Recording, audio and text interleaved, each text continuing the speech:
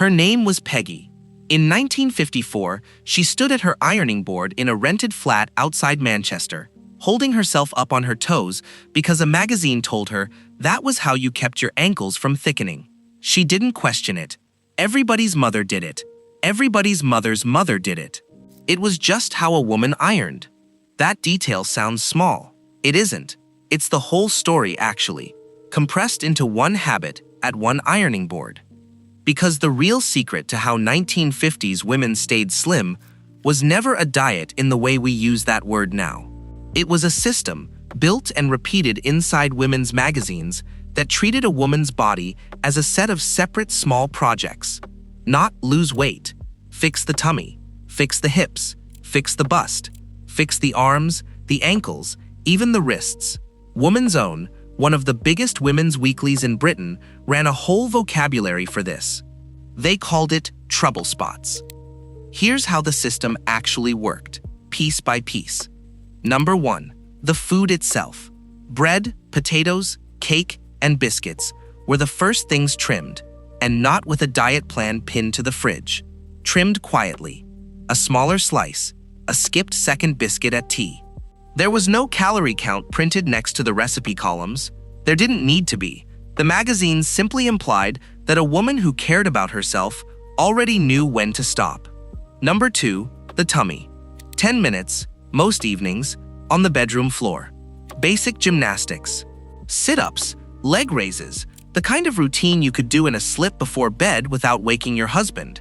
No equipment, no membership card, just a rug, and 10 minutes you were expected to carve out of a day that already had almost nothing left over. Number 3 is the one nobody talks about, and it's the one that ties the whole thing together. Housework itself was the workout. Woman's Own said it outright in 1954. The way to lose weight around the trouble spots was to blend exercise into the chores you were already doing, picking up and carrying the baby, washing and ironing its clothes. That's not a metaphor. That's the actual advice, printed in a weekly magazine millions of women read at the kitchen table. So ironing wasn't just ironing. You stretched up onto your toes to reach the board. You held the reach a beat longer than you needed to. Carrying a toddler on one hip while sweeping with the other arm counted as exercise, because in the logic of the era, it was exercise. The line between core and workout didn't exist. Your body was supposed to be working the entire time, whether anyone was watching or not. Number 4, the postpartum push. Losing the baby weight got its own urgent tone entirely. Woman's Own told new mothers, in 1955, to begin daily exercises the moment the baby arrived, so the figure came back in the shortest possible time, not weeks later, the moment the baby arrived. There was a woman behind a lot of this advice too, not just an anonymous editorial voice. Eileen Fowler became known across Britain as the face of slimming exercise, running Keep Fit classes and radio segments that turned trouble spot routines into something like a national habit. Here's where it gets stranger. Because exercise, in the 1950s mind, wasn't actually trusted the way you'd assume. Woman's Own was fairly clear that exercise alone was, at best, weaker than dieting, and at worst, something that could work against weight loss entirely. So the diet did the heavy lifting, and the 10-minute floor routines were treated more like maintenance, a finishing touch. That's the opposite of how we frame fitness now, where the workout gets the credit and the diet gets the blame. Number 5, the girdle, sitting underneath all of it. This part rarely gets said out loud, but it mattered as much as any exercise column. Girdles and shaping corsetry weren't occasional. They were daily wear for a huge share of women, smoothing and compressing the figure before a woman ever stepped in front of a mirror to judge the results of her diet. The trouble spot was being managed on 2 fronts at once, one under the fabric and one under the skin, and the magazines rarely separated the two. Number 6, the machines.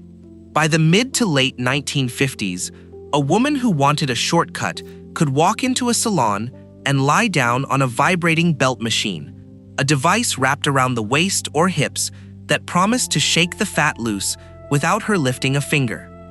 The idea wasn't even new. It traced back decades to a Swedish physician named Gustav Zander in the 1800s and later to John Harvey Kellogg's Battle Creek Sanitarium, which sold a version of it as a health builder back in the 1920s. By the 1950s, the same basic machine had been repackaged, marketed straight at women worried about their tummy and hips, sold as effortless, where the floor exercises were effort itself.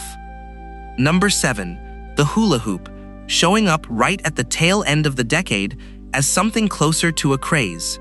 It wasn't purely a toy. It got sold, in part, as a way to work the waist without calling it exercise at all, which fit the era's pattern perfectly. Disguised the workout as something else, something lighter, something that didn't look like trying too hard. Number 8, and this is the one that should stop you. Diet pills existed, and doctors handed them out more freely than you'd expect, often built around amphetamines. They kept a tired mother moving through a long day of cooking and cleaning and childcare, and as a side effect, they killed her appetite. Women didn't always know that's what they were taking. It got a soft, domestic nickname passed between friends, something to help you keep up. The chemical doing the appetite suppressing was rarely mentioned by name. You start to see the shape of it by item 8. None of this was one trick. It was food control, hidden in ordinary meals, movement, hidden in ordinary chores, shaping, hidden under ordinary clothes, machines and pills, sold as the shortcut for whoever couldn't keep up with the rest. Layer after layer, and every single layer dressed up as something other than what it was. And this next bit is the thing that really ought to get under your skin. By the late 1950s and into the 1960s, this quiet domestic system tipped over into a full commercial industry. The vibrating belts, the salon chains, the diet pills, they stopped being a side note and became a business built entirely around the trouble spot language the magazines had spent a decade normalizing. Woman's Own itself leaned harder into it, running diet and exercise columns almost every week by the mid-60s. What had once been framed as ordinary upkeep, something every woman just did without a second thought, became something with a price tag attached, sold back to the exact women who'd been taught to want it. And the trouble spot language never actually left. Open any fitness account right now, today, and look at what gets targeted. Waist, hips, arms, tummy. Nearly the same list Woman's Own printed in 1954. Just relocated from a magazine column to a phone screen. The delivery changed completely. The instruction underneath it barely moved. Peggy never called any of this a lifestyle. She called it keeping herself nice. She trimmed the bread at dinner, did her 10 minutes on the bedroom floor, stretched up onto her toes at the ironing board, and wore a girdle underneath it, all without a second thought, because none of it felt like separate tasks. It felt like one continuous job, being a woman properly. That was the real engineering behind the whole system. It didn't sell her a diet. It sold her a version of herself that needed constant, quiet correction, and it made that correction feel indistinguishable from being good at her own life. The ironing board is mostly gone from daily routines now. The weekly magazine column is gone too. But pick up your phone, open the app that's supposed to help you tone up before summer, and you'll find Peggy's exact list waiting there. Waist, hips, arms, tummy, still broken into the same pieces. Still something to manage before you've even had breakfast.